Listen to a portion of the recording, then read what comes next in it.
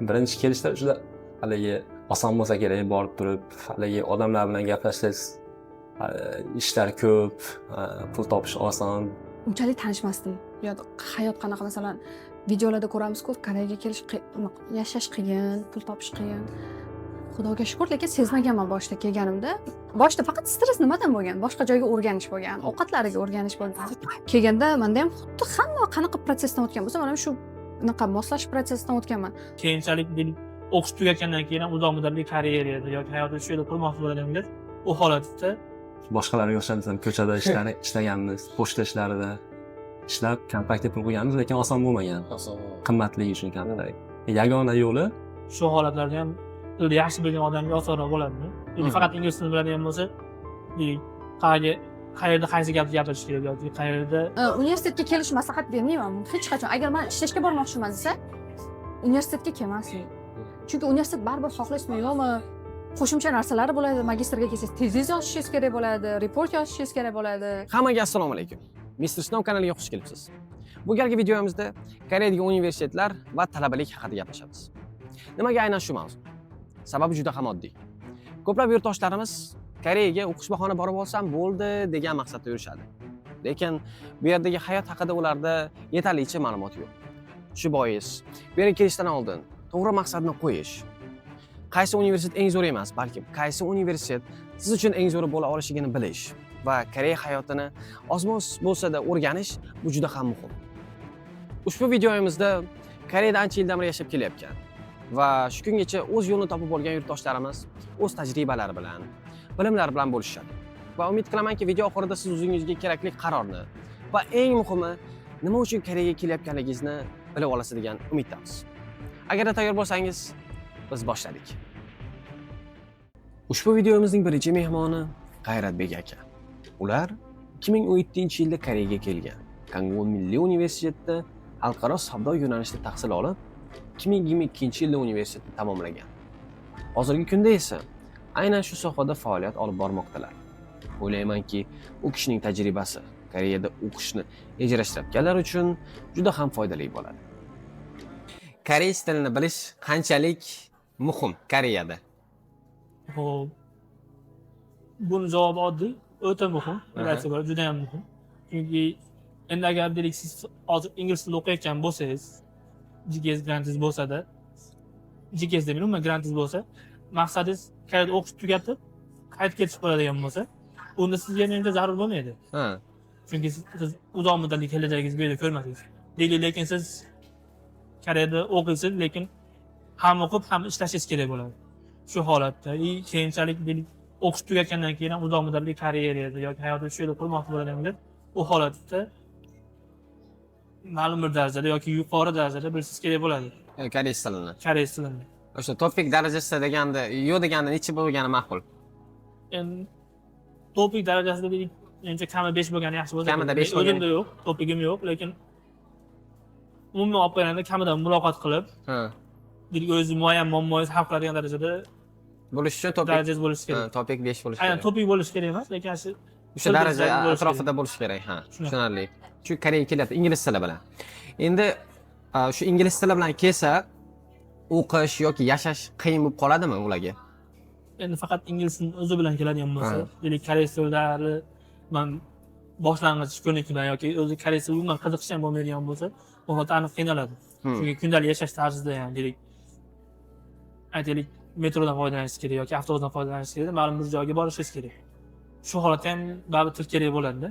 Ko'chada deylik, bozorlik qilish uchun chiqqaningizda savdolashdami, boshqadami yoki eng muhim narsa bu nima? Yeb ichish masalasi. Mahsulotlar tarkibini ko'rish, tekshirish. Shu holatlarda ham tilni yaxshi bilgan odamga osonroq bo'ladi-da. Faqat ingliz tilini biladigan bo'lsa, deylik, qayerda qaysi gapni gapirish kerak yoki qayerda qaysi mahsulotni iste'mol qilish mumkin emas. Shu narsalarda odam qiynalib qolishi mumkin deb o'ylayman. Talaba bo'lib ishlasa bo'ladimi o'zi? U talaba bo'lib ishlasa bo'ladi. Qonunan ham mumkin. Lekin qonunan ishlash talablari sal kuchliroq bo'lgani uchun, qonunan ishlash uchun joy topish qiyin bo'lgani uchun, ko'pchilik uni chetlab o'tadi. Chetlab o'tib, ko'pchilik kunlik ishlar, o'zimiz biladigan deylik, arbaga chiqish bo'ladimi yoki pochta ishlarida, Ha. ishlarda ishlab faoliyat qilishadi. Aha. Xo'p, real holatda oyiga taxminan qancha pul topsa bo'ladi talaba bo'lib turib? Xo'p, bu tomoni nisbatan chuqurroq savol. Ha. Endi nisbiy bo'ladi-da bu narsa. Aha.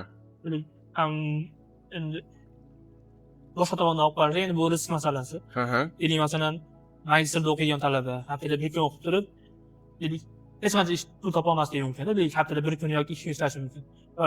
Lekin bakalavr o'qiyotgan bola o'zi haftada 4 kun darsi borda, lekin shu o'qishdan keyin ham ishlab boshqa bo'lib, deylik, yaxshiroq topayotgan bo'lishi mumkin. Bilmasam, bu tomoniga lekin aniq javob berish nisbatan qiyin. Chunki u narsa risk masalasi bo'lgani uchun keyin boya oldinroq gaplashganimiz pulga bog'liq jihatlari bor, Aha. boshqa tomonlari bor. Lekin shuni bir umumiy qilib aytsak-da baribir.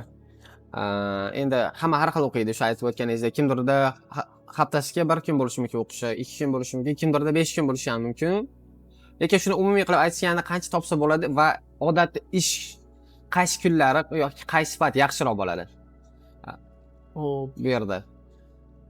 endi men o'zim bakalavr bosqichida yaxshi ishlamaganim uchun, Aha. ko'proq o'qishga e'tibor bo'lganidan ishga ko'p e'tiborni qilmaganman. Endi asosan o'qish yo'q kunlari, deylik, haftada deylik, o'qishingiz haftada 4 kun bo'lsa, deylik, o'qishingiz yo'q kunlar yoki dam olish kunlarida tanishlar orqali yoki boshqa yo'l bilan ishlab yurganmiz. Bu hozir bu holatda menimcha ko'p ham farq qilmaydi.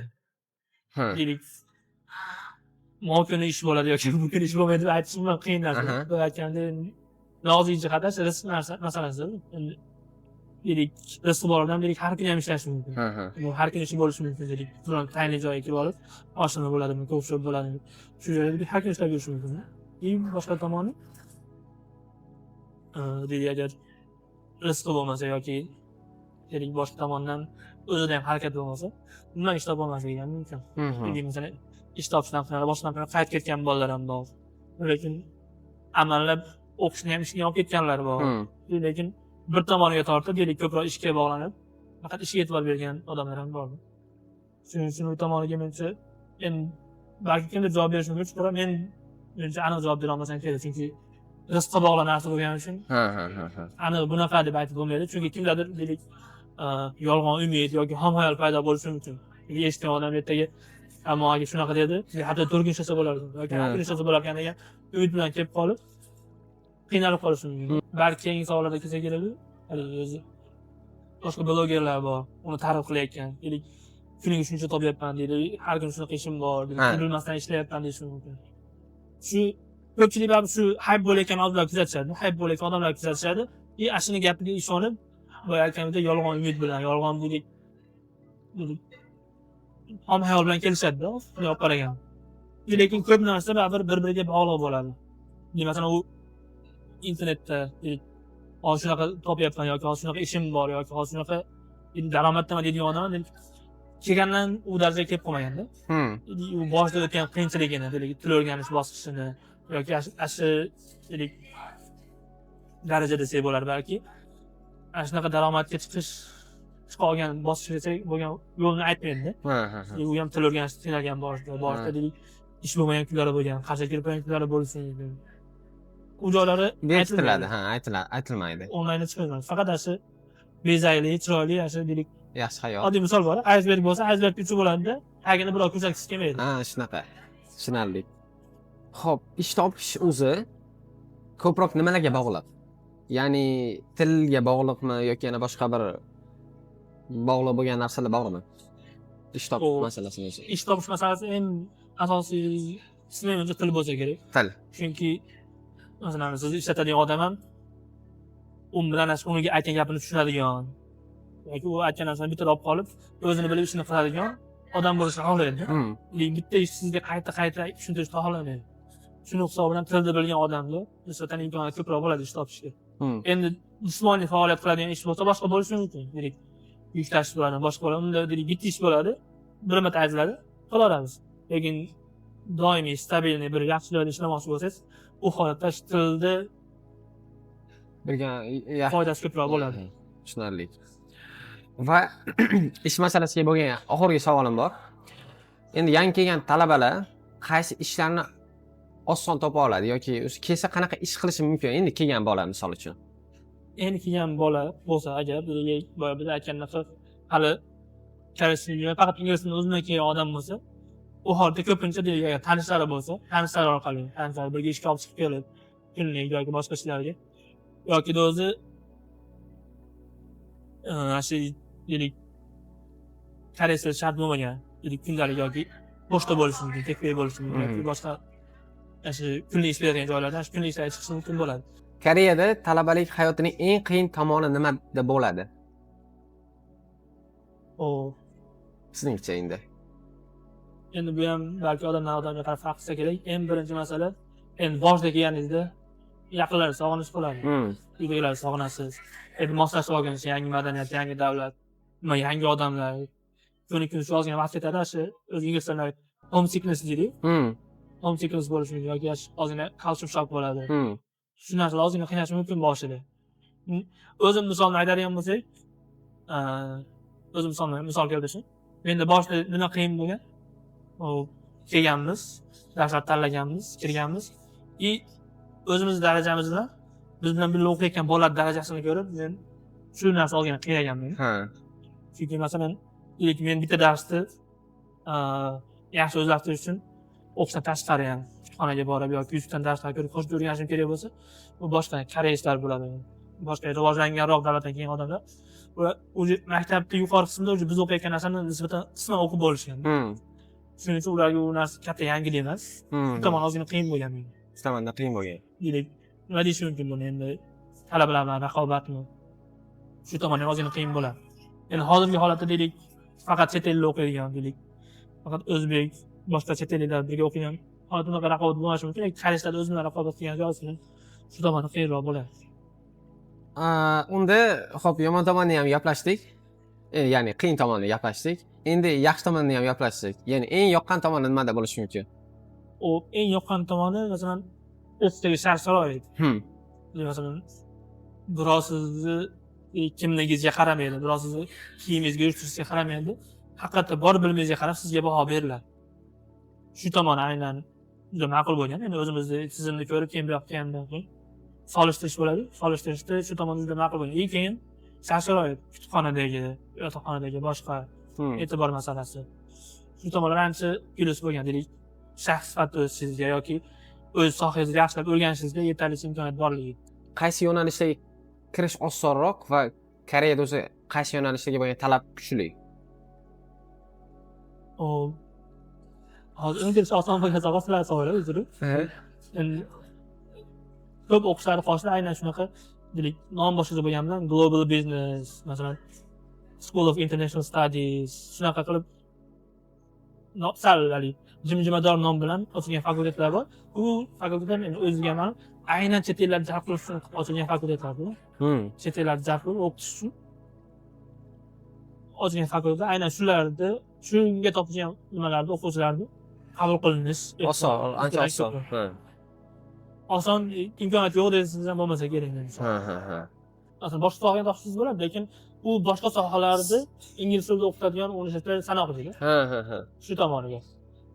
Demak, muhim talab, ya'ni muhimi agar ingliz tilidan keladigan bo'lsa, ko'pincha shu biznes sohaga biznes.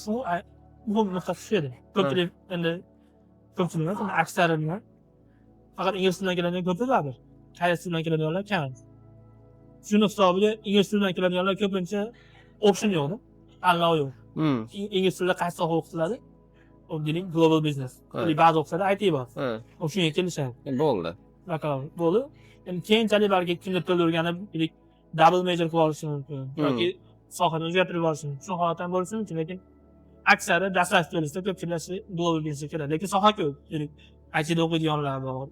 Boshqa injiniring sohalarda o'qigan tanishlarimiz ko'p. O'qib bitirganlar ham bor. Lekin asosan ingliz tilidan kelganlar ko'pligi uchun ularda hisobini oladigan bo'lsa, soha bitta. Tavsiya o'laroq aytishim mumkin bo'lsa, endi o'qisaman ekan. Agar o'qiyman, o'saman, yaxshi tanishlar topaman, ilk soham bo'yicha shu yerda ishlayman degan bo'lsa, kelsa bo'ladi. Juda zo'r imkoniyatlar bor. O'qish uchun ham, o'qishdan keyin faoliyat olib borish uchun. Lekin boya gaplashganimizda borib pul qilaman deydigan bo'lsa, unda lekin o'qish viza bilan emas, Ish viza bilan. nahot ish viza bilan keldi. Ish viza bilan kelib faoliyatini qilgan yaxshi. Lekin o'qish viza bilan kelib ishlab katta pul topaman desa, unda endi men nazarimda xato bo'lib qoladi. Lekin Koreyaga borib o'qiyman, o'zim sohamda o'saman, lekin keyin shu sohada faoliyatim olib borib, masalan, Koreyada yaxshi kompaniyada ishlayman degan bo'lsa, hozir imkoniyat juda ko'p. Juda ko'p. Biz o'qigan paytda tasavvurlaydigan bo'lsak, masalan, hozir masalan instruktorlar bor. Sizni ishga kirishni o'rgatadi, rezyumeni yozishni o'rgatadi, siz tayyorlaydi ishga. Yoki bo'lmasa shu o'zi kompaniyada ishlar ekan, yaxshi kompaniyada faoliyatini yoritib borar ekan. Ishga kirishga bo'lgan, ishga kirgandan keyin jarayonlarni yoritib borishadi. Biz o'qiyotgan paytda, biz bitirayotgan paytda unaqa odamlar bo'lmagan.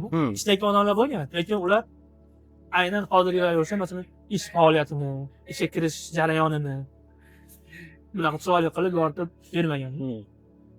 Ham hozir oldingidan ko'ra shu o'zi sohasi bo'yicha ishlayotganlar ko'p, mutaxassislar ko'p, ham jamiyatlar ko'p. Programmistlarda o'zining jamiyati bor. Coach degan yoki bu yerda elchixonada va yoki Aksiyamiz degan proyektlar juda yaxshi tadbirlar uyushtirishadi. O'zining sohasini yetakchilarini olib kelib, ular shu o'zining sohasi bo'yicha tushuntirishlar yoki shu soha bo'yicha ish topish yoki joylashish, umuman faoliyat olib borish bo'yicha maslahatlar berishadi. Shu tomonlarni hisobga olib aytishim mumkin, hozir imkoniyat juda ham ko'p. Professional sifatida faoliyat olib borish. Lekin kelib shu soqqani bozaman deyotganda, unda endi meni nazarimda, meni qarashimda ozgina xato. Masalan, soqqani qilish uchun kerak yaxshi joylar bor. Xo'p, unda misol uchun kelayotganda o'sha birinchi bo'lib o'ziga kerakli bo'ladigan narsalar nima bo'lishi mumkin? Endi kelayotganda o'sha nimalarni bilib kelgani ma'qulroq. Koreys tili. Masalan, davlat kelyapti. Masalan, Amerikaga biror yapon tilini o'rganib bormaydi. Endi masalan, o'zimda faqat ingliz tili bilan kelganman. Endi boshimizdan o'tgani uchun aytaman. Imkon bo'lsa, shu koreys tilini bilib, ozgina bo'lsa ham zo'r o'rganish imkoniyati bo'lmasa ham bilib, kelgandan keyin shu koreys tilini yaxshi o'rganishga harakat qilgan yaxshi. Qancha tez o'rganib, qancha yaxshi o'rgansa, shunchalik masalan bu yerda yashash tarzi, imkoniyatlardan foydalanish darajasi ham oshadi. Masalan, ko'p scholarship bo'ladi boshqalar ham shu koreys tilini yaxshi bilganlarga ingliz tili bilan qidirib ko'p ma'lumot topa olmaysiz. Lekin koreys tilini bilgan bo'lsa, juda ko'p imkoniyatlar topib olasiz. Juda ko'p eshiklarni ochishga sharoitingiz bo'ladi. Koreys tili keyin masalan kimgadir ishonib, kimgadir suyanib kelib qolmaslik kerak. Masalan, qarindoshi bo'ladimi, tanishi bo'ladimi? U qaysi ma'noda? Masalan, u qarindosh tanishni ham o'zini tashish o'ziga yetarli bo'ladi. Shunaqa. Masalan, unga umid bilan kelib qolib, u keyinchalik yordam bera olmay qolsa, ko'p karam qolmaslik kerak. Masalan, hozir o'zidan kelib ko'rgan bo'lsa kerak, ko'p narsa harakatga teskari. Jamiyat boshqa, jamiyatga kirishib ketish qiyin. Endi bu yerda asosan 1 millatli davlat bo'lgan uchun endi chet ellar hozir ko'payib qolgancha nima bo'lib qolgan, ochilib qolgan chet ellarda. Endi masalan, qisqa qilib aytadigan bo'lsak, Instagramda boshlarda blogerlar tasvirlayotgan, blogerlar ko'pirtirib ko'rsatayotgan, shu sambilga o'xshagan davlat yoki K-dramalarda chiqadigan shu nima deydi? Jimjimador orzulardagi davlat taqamas, o'zgarish mashaqqati bor. Ma'lum bir darajaga yetishmoqchi bo'lsangiz, shunga yarasha harakat qilasiz, keyin bo'ladi. Kinoda ko'rayotgan narsa bor, blogerlar aytayotgan narsa ham bor, lekin unga yetadigan yo'l bor. Yo'l bor, shu yo'lda yura olsa, shu yo'lda oxirigacha bora olsa, shunga sabr etsa, irodasi yetadigan bo'lsa, shunda deylik, o'zi xohlaganda, o'zi ko'rganda qanday joy hayotga erishadi, borishi mumkin. Hamma bor narsani gapiradi, borligi uchun gapiradi, lekin shu bor narsaga olib boradigan, shu bor narsaga yetkazadigan vositalar, sabablar borda. Shu narsalarni ham e'tiborga olish kerak bo'ladi. Faqat shu deylik, oxirgi manzilni ko'rib, bo'lmay shu yerga boraman deb turib, deylik, yo'ldagi o'nqir-so'qirlarni, baland-pastlarni qoplamasdan yo'lga chiqib qolsam, noto'g'ri bo'ladi. Shikoyat o'qish arziydi. Agarda yaxshi o'qishni o'qisangiz. Yaxshi o'qish deganda qanaqa? Deylik, o'ziga yarasha nomi bor. Deylik, siz o'qimoqchi bo'lgan sohani yaxshi o'qitadi. Shu sohani yetakchi professorlari bor bo'lgan o'qishlarda o'qisangiz, ming karra arziydi o'qishingizga. Lekin o'qish maqsadida, ya'ni o'qimoqsiz-ku, lekin haftada bir kun bo'ladigan yoki umuman nomi ham bo'lmagan. Просто sizni shu kontraktingiz uchun o'qitadigan o'qishga keladigan bo'lsangiz, unda umuman arzimaydi. Arzimaydi. Faqat video uchun keladigan o'qish bo'lsa, unda arzimaydi. Endi esa ikkinchi mehmonimiz Xudoyberdi aka. Ular 2017-yilda Koreyaga kelib, Seoul Bridge International School of Business universitetida xalqaro menejment yo'nalishida 50% grant bilan tahsil olganlar. O'qishni tugatgach, Seulda joylashgan kompaniyalardan birida tashqi savdo bo'limida savdo menejeri sifatida ishlaganlar va hozirda Bodytech Med kompaniyasida faoliyat yuritmoqdalar. Keling, u kishining tajribasini ham eshitamiz. Men shu Koreyaga kelganimga 9 yil bo'lgan bo'lsa, meni ishxonadagi sheriklarim ham bor, shu top universitetdan kelgan odamlar ham bor, pastroq rankingi bor universitetlardan kelganlar ham bor. Hammani oyligi bir xil. Men universitetda shu Koreya bo'yicha, dunyo bo'yicha nechinchi o'rindaligi men uchun unaqa katta ahamiyatga ega emas. Asosiysi shu universitetda yaxshi o'qigan bo'lsangiz, baholaringiz yaxshi bo'lgan bo'lsa, ingliz tilidan, koreys tilidan bilimlaringiz yaxshi bo'lsa, intervyuda yaxshi javob bera olsangiz, bu universitetingizni mavqeiga qarab o'tirishmaydi. O'zingizni ko'rsata olsangiz intervyuda, suhbatda ularni ishontira olsangiz, shu korxonaga yaxshi kadr bo'la olishingizni, u universitetda mavqei katta rol o'ynamaydi. Asosiysi o'zingizga bog'liq. Asosan o'qishni bitiriboq ishni boshlasangiz, ya'ni koreys tilida savon deyishadi. Shu kirgandayoq shu pozitsiyani berishadi.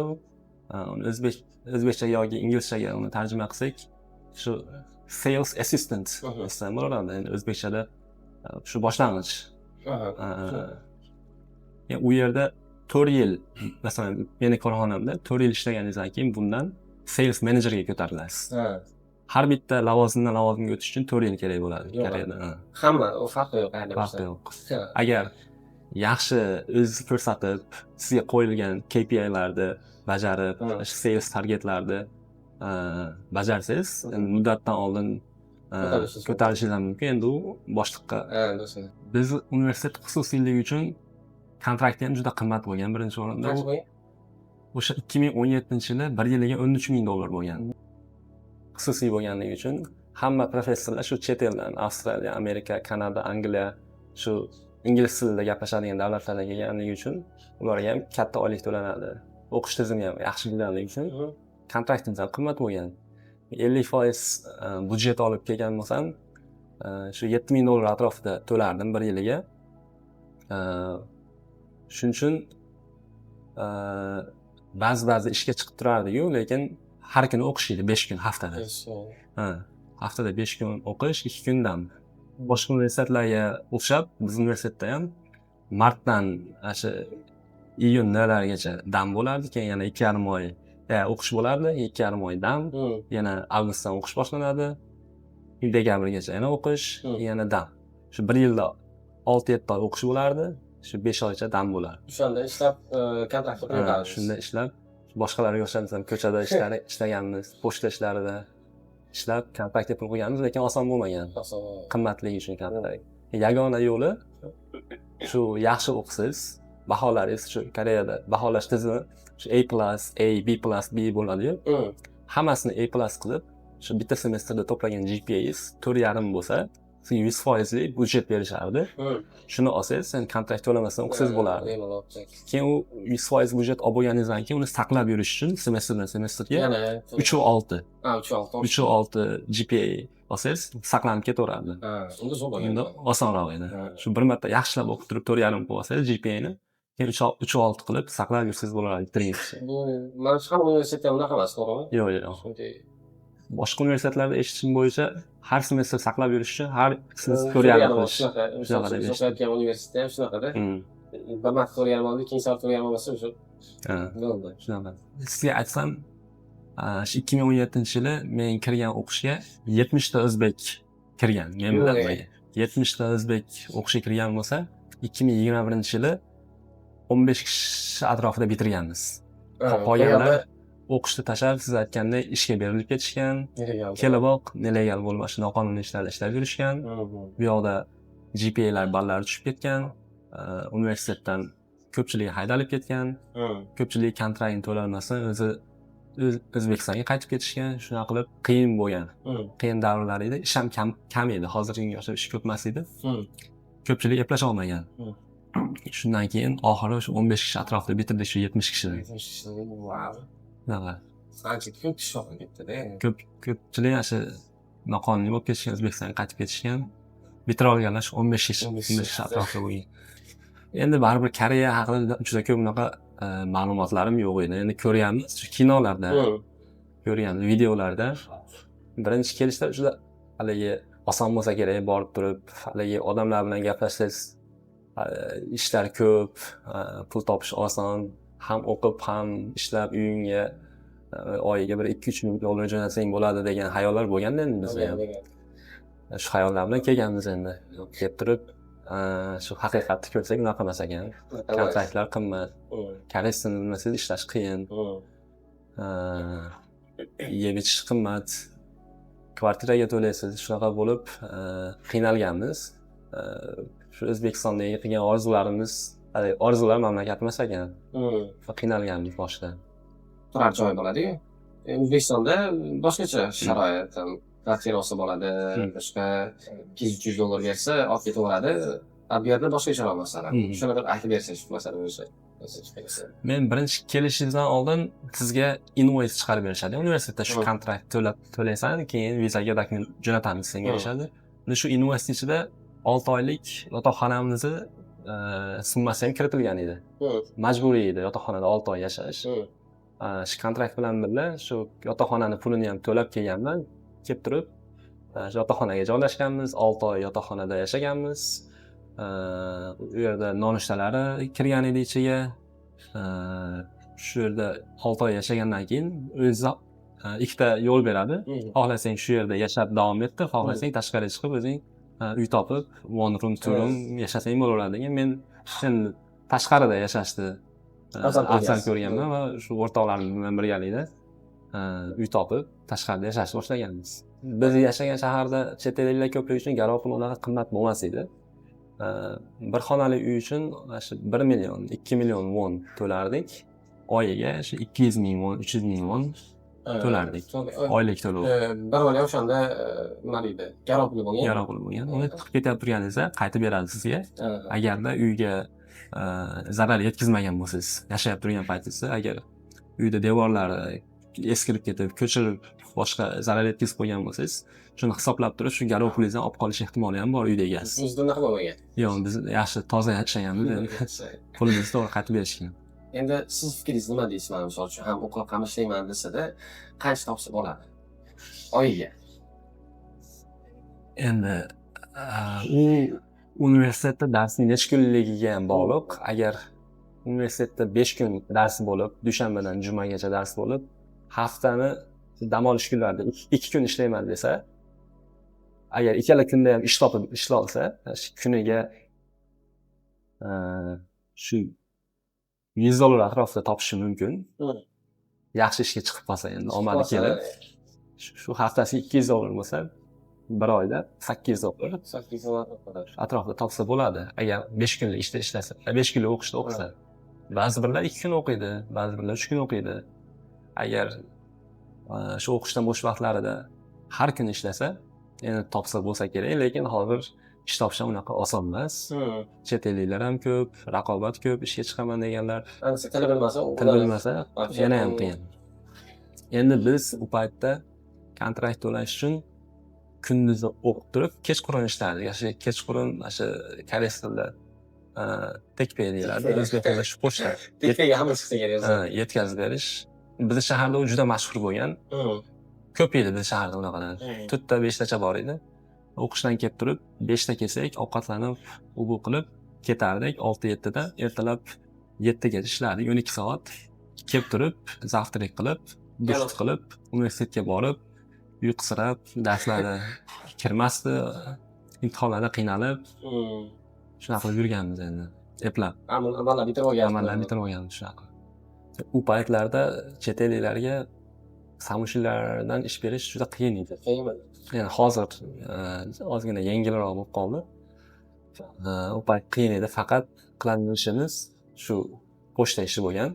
Oshxonalarda ham ish topish juda qiyin bo'lgan u paytlar. Olmas edi chet elliklarni. Faqat shu pochta orqali ishlaganmiz.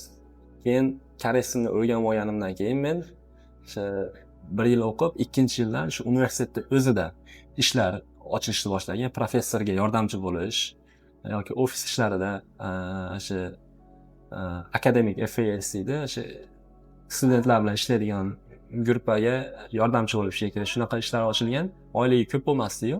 Bir oyiga agar dollarda gapiradigan bo'lsak, 500-600 dollar berardi. Lekin yaxshi, pokiza bo'lib ishlaysiz. Universitet ichida qonuniy bo'lib ishlaysiz. Shunaqa ishlarga topshirib turib, qabul qilinib, shu yerda ishlashni boshlaganman keyin. Orada internship qilmagansiz? Internship qilmaganman.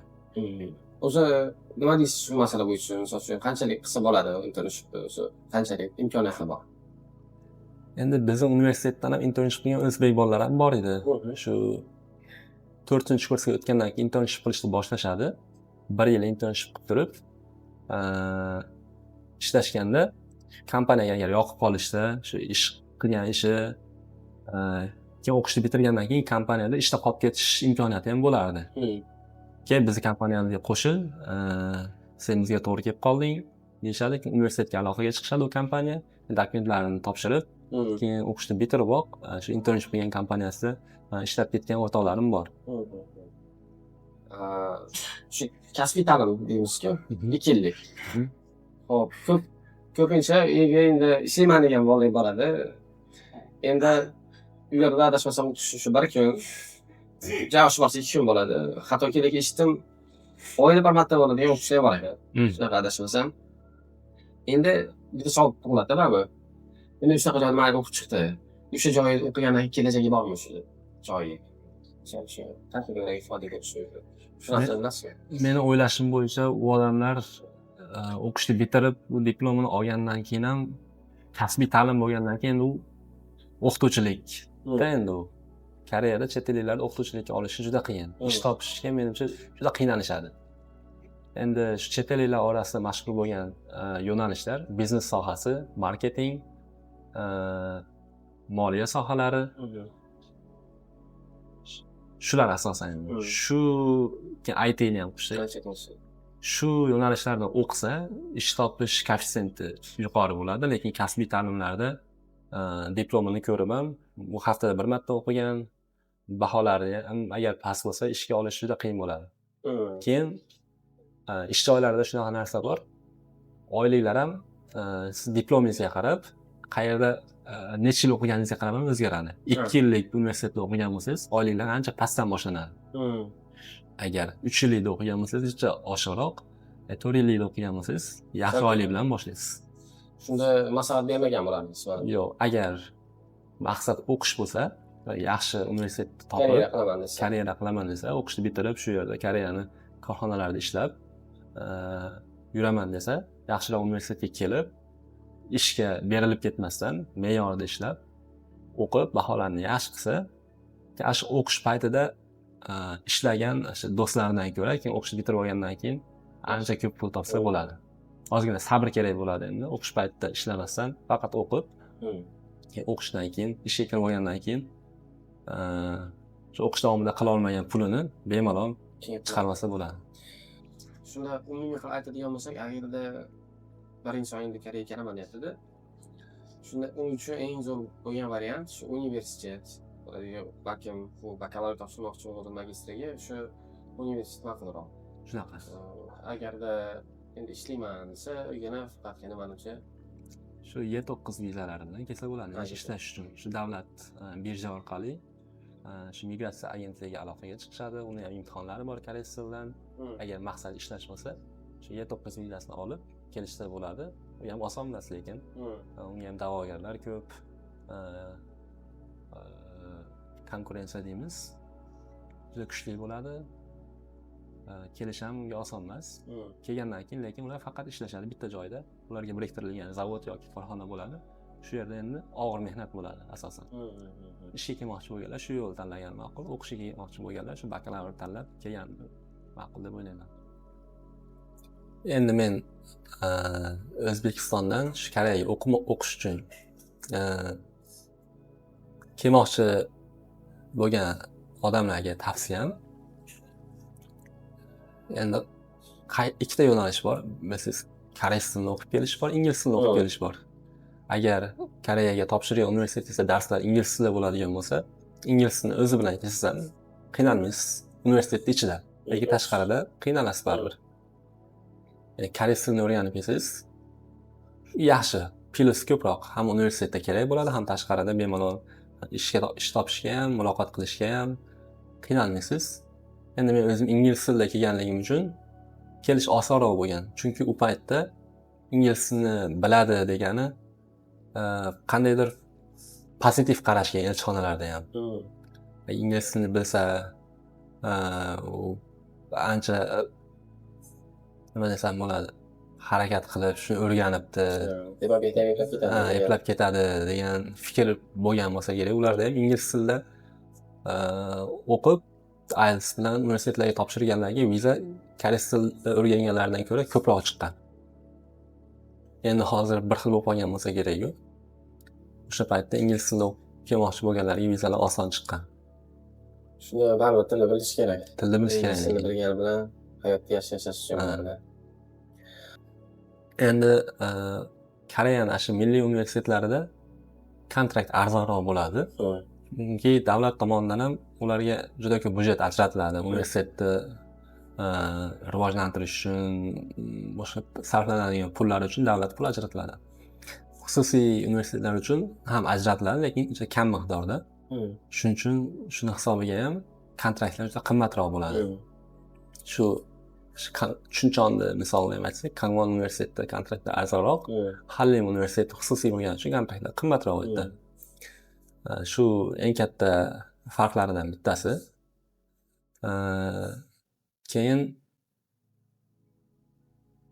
milliy universitetlarning ko'pi siz aytgandek, o'sha mingtalik shu reytingga kirgan bo'ladi. Endi xususiylari unga kirish ancha qiyinroq. Lekin bor, lekin ko'p qo'shilgan ular ham. Endi 2017-yilga kelgan bo'lsam, shu paytda gap bo'lardi. Agar xususiyda o'qisiz, keyin O'zbekistonga borib turib ishlamoqchi bo'lsangiz, diplomingizni o'tmaydi degan gaplar bo'lardi. Lekin hozir unaqa yo'q. Unaqa emas. Xususiy universitetlarni bitirib ham, shu o'zim bilan kelib, meni gurpadoshlarim shu diplomini olib O'zbekistonga qaytib ketishgan, hozir shu davlat ishlarida, yaxshi ishlarda ishlab yurishganlar ko'p. Milliy universitetlar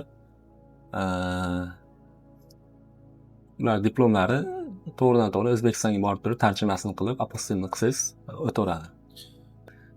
Endi men bitta maslahat beradigan yoshga yetdim, yetmadim bilmadim. Endi 9 yildan beri yashagan bo'lsam, men ko'rib sharoitlarini Koreyani maslahatim Koreyaga kelgandan keyin shu ishga berilib ketmasligini so'rayman shu yurtdoshlarimizdan. Ishga berilib ketsa baribir oxiri yaxshi emas. Chunki ishga berilib ketgandan keyin ballari tushib ketadi universitetda. Ballari tushib ketgandan keyin umumiy universitetni bitirgandagi balli ham tushib ketadi. U ball bilan universitetni bitirgandan keyin ishga kirish juda ham qiyin bo'ladi. Chunki korxonalar ham chunki balli nimaga past deydi? Harakat qilmagan deydi. Uni ishga olsak, ishxonamiz harakat qilarmidi bu degan savolni o'zlariga beradi. Unaqa odamlar ishga olmaydi. Juda kamdan kam holatlarda olishi mumkin. Shuning uchun ishini ham o'z vaqtida qilib, o'qishni ham o'z vaqtida qilib, baholarini umumiy GPA'sini 3.5 dan tushirib olmasligini maslahat bergan bo'lardim. 3.5 dan tushib ketsa, shu ishga topshirganda o'sha dokumentiga qaramaydigan holatlar ham juda ko'p bo'ladi. Shu birinchi tushadi. GPA'siga qaraydi. Baholariga qarab turib, agar 3.5 dan baland bo'lsa, keyin ko'rib, boshqalar bilan solishtirib, yutuqlaringizni, kamchiliklaringizni ko'rib turib, shunga qarab tanlab olishadi.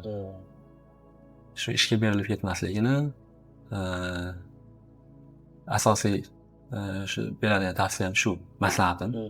Ishga berilib ketmasdan o'qishni gazini bosib, jaydarib deb aytsak, tilni o'rganib, o'qishni bitirgandan keyin yaxshi ishlarga kirsa, shu o'qish paytida topolmagan pulini ishga kirgandan keyin bemalol topib, O'zbekistonga xohlagan paytda kirib chiqib, uydagilarni chaqirib, aytganimdek, agar shu eksport sohasida ishlasa, chet ellarga borib, vizalarini olib, bemalol aylanib, dam olib kelib yursa bo'ladi. So'nggi mehmonimiz Go'zal opa. Go'zal opa bakalavr bosqichini O'zbekistonda Toshkent davlat yuridik universitetida huquq yo'nalishida tamomlaganlar. Keyinchalik o'z yo'nalishlarini davom ettirish maqsadida Janubiy Koreyaga magistratura uchun kelganlar. Hozirda ular Kangwon Milliy universitetida huquq yo'nalishida tahsil olmoqdalar. Koreyaga esa GKS dasturi orqali Topic 5 darajasi bilan kelganlar. Bugungi kunda Go'zal opa universitetni tamomlash arafasida. Shu bilan birga ular universitetning xalqaro ofis bo'limida assistent sifatida faoliyat olib bormoqdalar. O'ylaymanki, Go'zal opaning GKS, Koreyadagi o'qish jarayoni va xalqaro talabalar hayot haqidagi tajribalari Koreyaga kelishni rejalashtirayotganlar uchun juda ham foydali bo'ladi. GKS bu Koreya government hokimiyati tomonidan beriladigan to'liq qoplanadigan scholarship hisoblanadi, grant hisoblanadi. Magistrlar uchun bor, PhD uchun, bakalavr uchun alohida bor. Magistrlar, PhDlar uchun o'sha o'zini yiliga qarab 2+1, ya'ni til kursini ham hisobga olinadi. Bakalavrlar uchun ham xuddi shunaqa, ya'ni bakalavr uchun 5 yil bo'lishi mumkin, ya'ni til kursi bilan birgalikda. Til kursi ham qoplanadi. Majburiy koreys tilini o'rganish kerak birinchi kelganda. Agar GKSda ham mana hozir boshdan tushuntirib beradigan bo'lsam, o'zi GKSda mana bakalavrlar qachondan boshlab topshiriladi desangiz, sentyabr-oktyabrdan boshlab topshiradi. Magistrlar, PhDlar qachon topshiradi desangiz, fevralda yoki fevraldan boshlab topshirish kerak. Bu qayerdan beriladi desangiz, Ta'lim vazirligi tarkibidagi Xalqaro milliy institut NID tomonidan beriladi. U o'sha NID xalqaro talabalar uchun stipendiyalarni berishlar bilan shug'ullanadigan o'sha tashkilot hisoblanadi men bilishim bo'yicha. O'sha saytda hamma narsa e'lon qilinadi. Masalan, GKS ga nimalar kerak bo'ladi, qanaqa hujjatlar tayyorlashingiz kerak, qachon boshlanadi, hamma ma'lumotlarni iloji boricha odamning og'zidan emas, baribir saytdan tekshirib, official saytlardan tekshirib olgan yaxshi deb o'ylayman. GKS bakalavrlar uchun 5 yil, ya'ni 4+1, magistrlar uchun masalan 2+1. Nimaga desangiz, Koreyaga kelgan odam til kursiga qatnashish majburiy 1 yil. Lekin agar 4+ topigingiz bo'lsa, 5-6 topigingiz bilan keladigan bo'lsangiz, 1 yilni o'qimasangiz ham bo'ladi. Ya'ni til kursiga bormasangiz ham bo'ladi. Masalan, meni majburiy emas. Masalan, meni vaziyatimda 5 topigim bo'lgani hisobiga til kursini o'tkazib o'rganman va til kursini pulini scholarshipga qo'shib beradi har oy. Qanchadir 300 ming won, 400 ming woncha chiqadi adashmasam. O'sha. O'zi atak qancha bo'ladi misol uchun? Bakalavrlar uchun 1 million 100 yoki 1 million 200 wonda atrofida Har oy. Har oy. O'qishni bitirgunicha. Bitirgunicha. Til kursida ham xuddi shunaqa deyarli. Magistrda lekin ko'proq ozgina 1 million 300 ming, 340 ming woncha chiqadi. Keyin til kursi o'qimasangiz 1 million 500 dan ko'proq olganmiz menimcha. 1 million 500 dan sal. 1,5 million xolos. U degani wonda olganmiz. Endi odamlar baqirsa-da, u degani $1000. $1000 bo'ladi. $1000 shu shunchaki stipendiyani o'zi. Stipendiyani o'zi faqat unda nimalar kiradi desangiz, o'zi scholarshipda nimalar qoplanadi deganda sug'urta, uy-joyingiz, o'qishingiz, yana nimalar, biletingiz, kelish biletingiz qoplanadi u scholarshipda. Masalan, bizga ham o'zimizga ham universitet tomonidan sotib olib universitet emas, NID berilgan pul tomonidan sotib olib berilgan biletlar hammasi. Bu yerga kelasiz, o'zlik kutib olishadi, joylashtirishadi.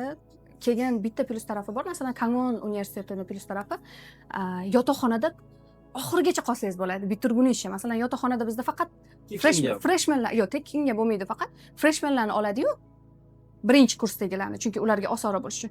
GKSdagilar kelsa o'qiman, to'xtovsiz yashasa bo'ladi. Faqat puli mana 1 million 500 ni ichida.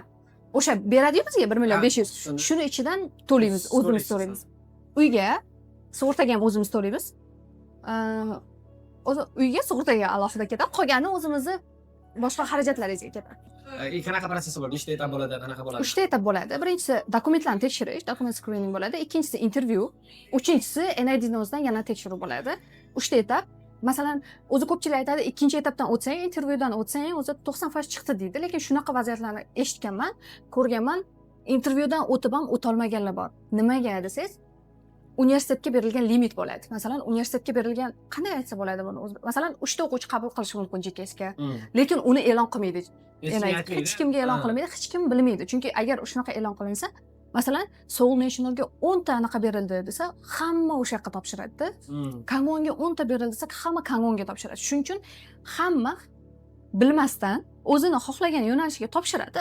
Omad kelsa, keyin u yog'i masalan limiti bo'lmasa o'tib ketadi. Masalan, bir xil aytadi, sani topik 5 bo'lishi kerak, IELTS 7 bo'lishi kerak, unaqa bo'lishi yoki 5-6 bo'lishi kerak. Hamma narsang yaxshi bo'lishi kerak, orqangda anaqalaring bo'lishi kerak. Unga bog'liq bo'lmaydi. Universitetga ham ko'proq narsa bog'liq. Chunki universitetda GKSchilar juda ham kam topshirsa, balki yengilroq intervyu qilishi ham mumkin-da. Biz kelgan yil Kangonga 6 kishimi qabul qilinganda, ancha ko'p. GKS o'ziga 6 kishi kelganmiz biz. Ko'p deganda bu ham.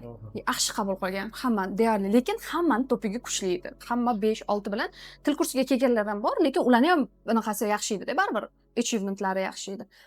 Hamma narsa o'sha universitetga ham bog'liq bo'ladi, o'sha fakultetingizga, topshirayotgan fakultetingizga, ularni professoriga, intervyu qilgan odamga, bitta narsaga bog'liq bo'lmaydi. Topik yoki IELTS'ga bog'liq emas. Intervyuda o'zingizni qanaqa ko'rsatishingizga, siz ishonarli odammisiz? Shu fakultetga qandaydir foydangiz keladimi? Shu Koreyaga nimadir foydangiz keladimi? O'zbekistonga masalan qandaydir foydangiz tegadimi? Shuga siz ishontira olsangizgina o'tolingizda, u IELTSga topik to'g'ri sizga plyusga ishlaydi. Lekin agar IELTSiz bo'lsa ham, mana IELTS o'rganibdi, demak koreys tilini ham yaxshi o'rganadi deb menimcha qabul qilaverishadi. Chunki baribir til kursi nimaga? Til kursiga ham baribir ular pul ajratgan-ku. Siz kelib birinchi etapdan boshlab o'rgansangiz bo'ladi. Birinchi etap, ikkinchi etap, uchinchi etap, to'rtinchi etap, 5-6 ni o'qiysiz, lekin faqat til kursida o'qiganingizda majburiy topik olishingiz kerak shu 1 yil ichida. Qancha bo'ladi u? Majburiy. To'g'ri bo'ladimi? Necha olish kerak? O'zingizni fakultetingizga necha kerak bo'lsa o'shani olishingiz kerak. Limitiga. Masalan, meni o'zimning fakultetimda baribir 5 bo'lmasa, o'zi fanlarni mana 6 gruppangiz bo'lsa ham, men tushunmaganman birinchi semestrda fanlarimni. Yana kamiga men til kursisiz kelganman, O'zbekistonda o'qigan bilimim bilan. Juda qiyin bo'lgan tushunish. Shunaqa hozirgacha maydalab anaqa qilaman deb o'qiyman. Oddiy so'zlarni ham tushunmay qolasizda ba'zida. O'zi siz masalan 1 yil ichida 5-4 bemalol ola olasiz. Chunki nimaga bir xil aytadi, koreys o'rgatadi-ku deydi. Yo'q, naborot koreys o'rgatsa tezroq o'rganasiz deb o'ylayman-da men. Chunki koreysni ovozini eshitib ham naqa bo'lib qoladi. Ham bitta plyus taraf bor. Til kursi har kuni bo'ladi. 5 kun o'qishingiz kerak. Ertalabdan adashmasam masalan 9 da boshlansa 1 da tugaydi. Shunaqa til kursi. Keyin juda ham ko'p joylarga olib boradi har doim. Qiziqarli bo'ladi deb eshitganman darslarni ham. Kitoblarni masalan o'zim ham birinchi, ikkinchi etaplarnikini o'qib ko'rganimda rosa yaxshi yozilgan, so'zlari ham zo'r. O'zbekistonda qanaqa o'qiganmisiz? Bu ham shunaqa o'qiysiz, faqat tekinga o'qiysiz-da. 1 yil koreys tilini shunchaki o'rganasiz. O'zi masalan IELTS bilan kelsangiz, baribir o'rganishingiz kerak-ku. Faqat u yoqda IELTS bilan kelasiz, qo'shimcha til o'rganib olasiz-da bitta. Shu taraflari plyus bo'ladi, til kursi. Agar yo'q, menda 6 desangiz ham pulni olaverasiz. Faqat bitta narsasi bor. GKSda yurganlar chetga chiqa olmaydi, dars vaqtida chiqa oladi, faqat juda ham srochniy bo'lgan holatlarda, masalan, kasalligi yoki uyida nimadir bo'lib qolgan bo'lsa, 2 haftaga chiqishi mumkin. Kanikulda ham 1 oyga. Undan ham ko'p chiqishi mumkin, lekin puli kesiladi. Puli kesiladi. Puli masalan 1 oylik berilmasligi sanasiga qarab va chiqdi kirdingiz hammasi officially olib boriladi. Qachon kirdingiz, qachon chiqdingiz, hamma dokumentlarni topshirishingiz kerak. Masalan, ketayotganingizda yozib ketasiz, kelganingizda Chumun centerga borib, community centerga borib, mana mashina shu vaqtgacha men shu yerda bo'ldim degan narsani olib borib berasiz. Unchalik tanishmasdim. Bu yerda hayot qanaqa, masalan, videolarda ko'ramiz-ku, Koreyaga kelish yashash qiyin, pul topish qiyin. Xudoga shukr, lekin sezmaganman boshida kelganimda. Boshida faqat stress nimadan bo'lgan? Boshqa joyga o'rganish bo'lgan, ovqatlariga o'rganish bo'lgan. Kelganda menda ham xuddi hamma qanaqa prosesdan o'tgan bo'lsa, men ham shu naqa moslash prosesidan o'tganman. O'rtoqlarim yo'q, masalan, hozirgacha koreys o'rtoqlarim. Chunki nimaga? Meni fakultetimda o'zi o'quvchi kam bo'lgani bilan yoshlari ham kattada ularni. Hech kim meni olib borib, "Mamutga yur, mana bu koreys madaniyati mana shu" deb o'rgatmagan masalan. O'zim qatlagadir kirishib, nimadirlarga borib, o'sha qiynalish menda ham bo'lgan-u, lekin ish jihatdan o'zim nimagadir masalan men ishlashim kerak shu kuni degan narsa xayolimda bo'lmagan, to'g'risini aytsam. Даже bilmasdimki shunchalik qiynalganlar ham bor, masalan. Pul masalan ish topa olmaydi, pul yo'q, kontrakt to'la olmaydi. U narsa ayb emas, hech kim ayb emas u narsa. Masalan, o'sha qizlarni ham mendan ko'ra bilimi yaxshiroq, IELTSlari yuqori. Faqat bitta minus taraf nima? Koreys tilini o'rganib kelmagani bo'lganda. Chunki oddiy oshxonaga kirmoqchi bo'lsa ham, ozgina bo'lsa ham koreys tilini bilishingiz kerak. Ozgina bo'lsa ham hatto kimdir sizga zakaz qilganda shu narsani tushuna olishingiz kerak-da, zakazini olib borib bera olishingiz kerak. Baribir boshliqlar ham shuni so'raydi, talab qiladi. Lekin katta anaqa bilan qizlarni ishga olishadi baribir, chunki kulib turadi deydi qizlar. Oshxonada ham hammaning oldiga chiqib kulib anaqa qilishmas.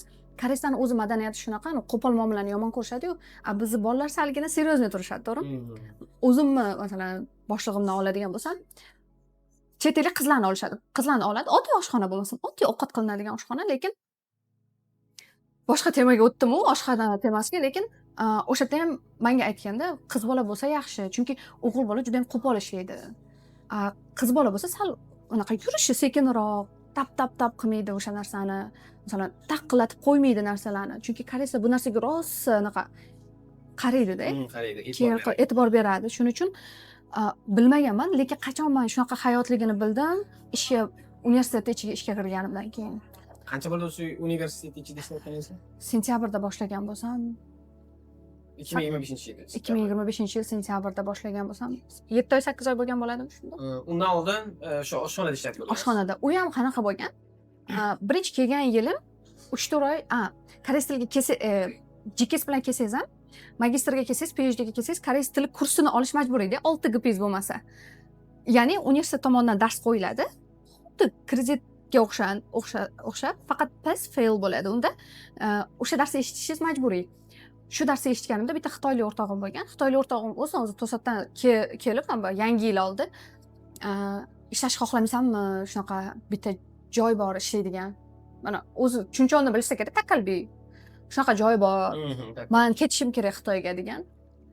Bir oyga ishlab tura olaysanmi? Men bilmayman unaqa narsalar. Lekin to'g'ri tez o'rganaman hamma narsani, lekin takalbiy nimaligini ham yaxshi bilmasdim. Chunki rostdan ham men madaniyatiga kirib keta olmadim deb boshda. Keyin kelib ko'r, o'rgataman degan. Borganman, sajangnim ham yaxshi qabul qilgan. Yo'q, bo'ladi, o'rganib ketadi deganlar. Baribir o'zbeklar bor-ku, o'zbeklar tirishqoq bo'ladi, o'rganaman deydi, tez harakat qiladi. Keyin yo'q, mayli kelaversin deb, boshda shanba yakshanba chiqishni boshladim. Kanikulda har kuni chiqishni boshladim. Har kuni chiqib, hozir o'zi takalbida professional deydi. Har kuni chiqib ishlaganman o'sha vaqtda, lekin majburiy emasdi ishlash, lekin baribir men ozgina koreys tilimni ko'tarishim kerak edi.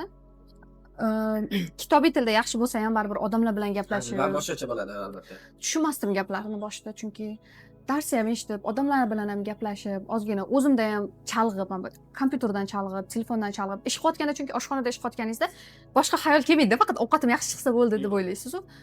O'shanaqa xayollar bilan ishlaganman. Lekin qizlarni anaqaligini bilmasdim. Keyin o'sha ikkinchi semestrni tugatganimdan keyin shunaqa ish emailimga keldi, shunaqa job bo'yicha universitetda shunaqa o'zbeklar uchun bitta joy bor degan. Keyin o'zi unaqa kompyuter ishlari yoqmaydi menga, to'g'risini aytsam, unaqa odamlar bilan ko'p ishlamasdim men. Juda boshda introvert anaqa bo'lganim uchun. Keyin mayli nima bo'pti, topshirib ko'ra qolay, unaqa mendan nima ketdi, bitta bir bet anaqani topshirsam bo'ldi ekan deganman-da. Tavakkal qilib unga ham topshirganman. Keyin telefon qilishgan, kelgin intervyuga deb. Timjangim o'sha sonsenimlar mendan oldin ishlayotgan o'zbek qizlar bilan keyin anaqa intervyu qilishgan. Aytganman o'zlariga ham, to'g'risini aytsangiz bo'ldi deb, o'da. Hech qayerda ishlab ko'rmaganman. O'zbekistonda ham hech qanaqa yo'q, experience yo'q. Lekin nima bersanglar shuni o'rganib ketsam kerak menimcha. O'zimni fakultetim shu, yuridikda o'qiyman. Nimadir o'rgatsanglar tez o'rganishga harakat qilaman. Lekin to'g'ri, introvertligim bor. Odamlar bilan ko'p ishlasam charchab qolaman. Energiyam ketib qoladi.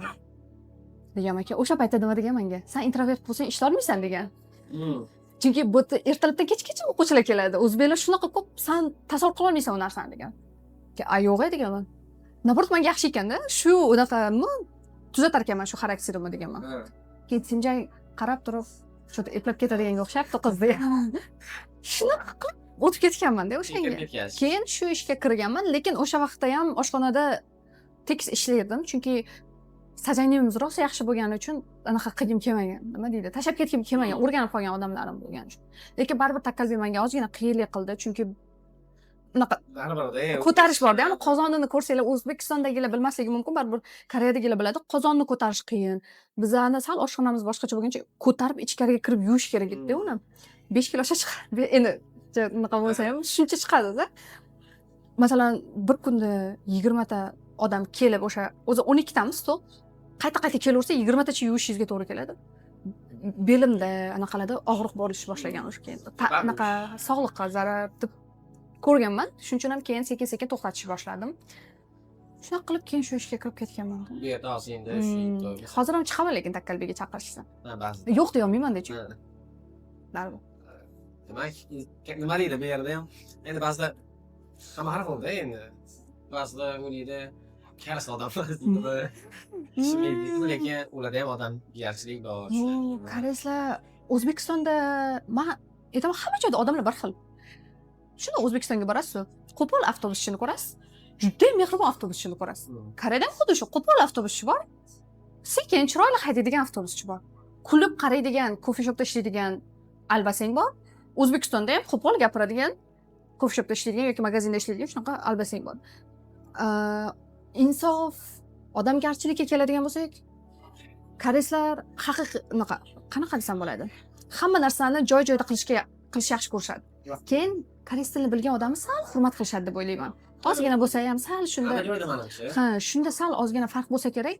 Keyin koreyslar yaxshi muomala qilsangiz ular ham sizga qaytarib yaxshilik qilgisi keladi. Masalan, bir marta men sajanglim uchun 5 minut ortiqcha ishlaganman.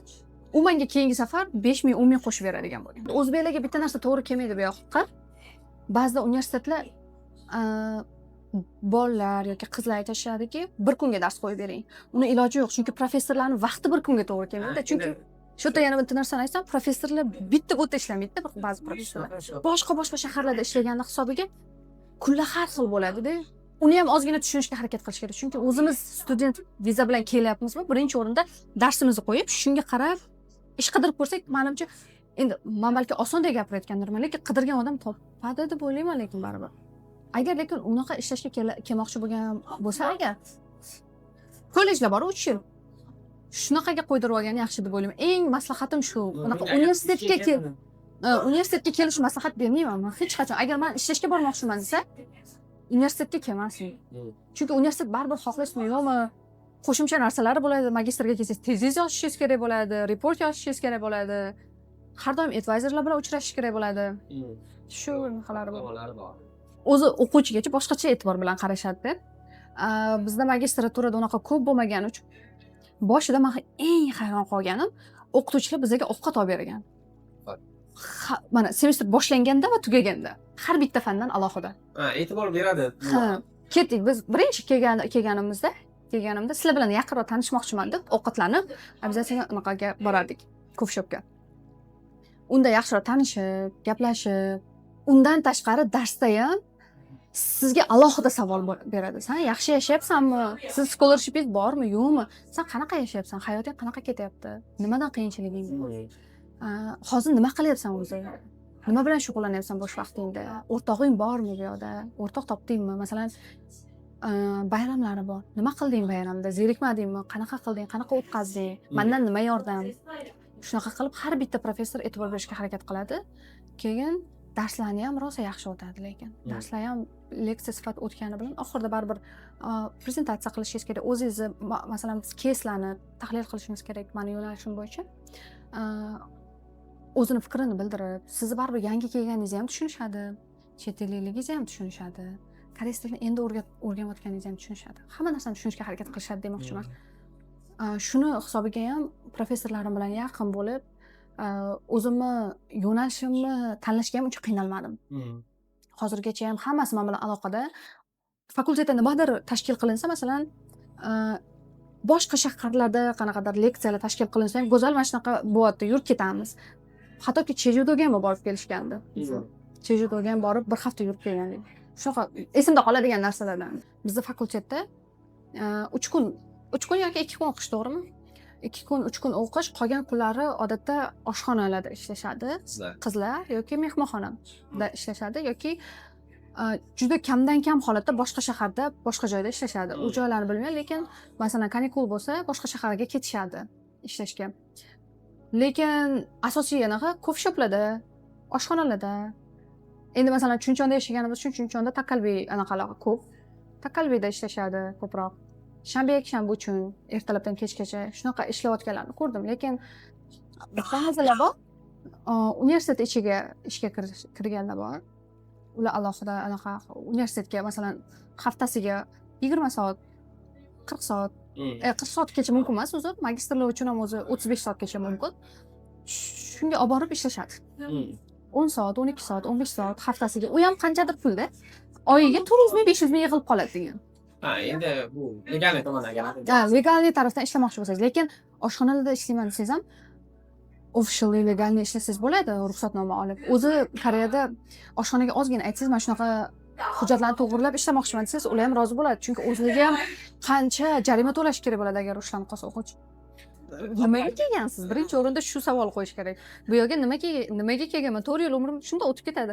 O'zi masalan hozir o'ylab ko'rasiz-da, yoshim nechida hozir? 20. Masalan, meniki nechidadir?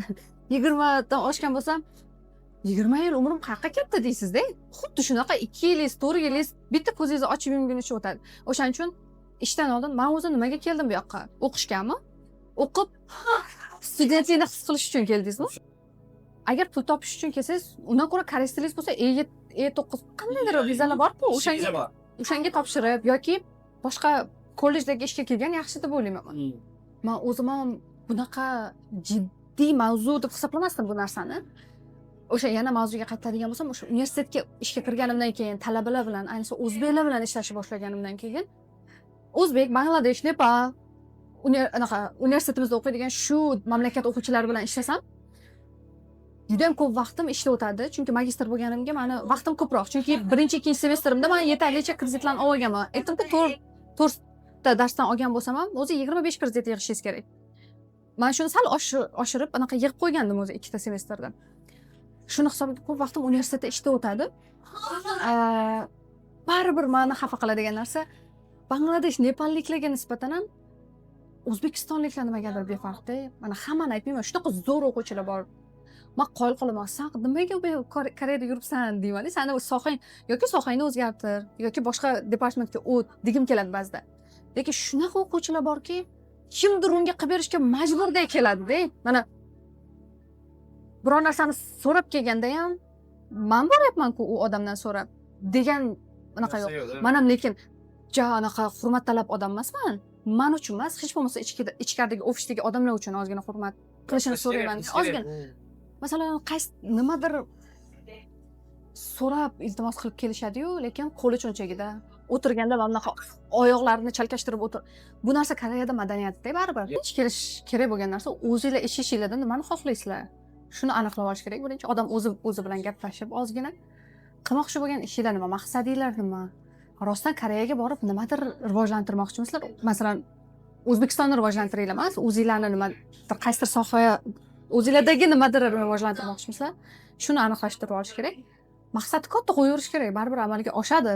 U xayolingizga kelgan narsa oshadi deyman-da, baribir ro'yobi bo'ladi u narsani. Keyin o'zingizning fikringiz bo'lsin hayotda. Mana kimdir aytadi, bo'lmaydi. Menga ham nechta odam aytgan, huquqshunoslikda o'qib bo'lmaydi Koreyada, olishmaydi degan. Mayli, chiqmagan jondan umid. Qilib ko'raverish kerak hamma narsani. Qiz bolami, o'g'il bolami, hayotda bir xil yashaymiz baribir. To'g'ri, qaysidir jihatdan qiz bolaligimiz bo'ladi, o'g'il bolaligi bo'ladi, lekin baribir o'qishga kelganda hamma bir xil deb o'ylayman men. Shuning uchun maqsadni aniq qo'yish kerak.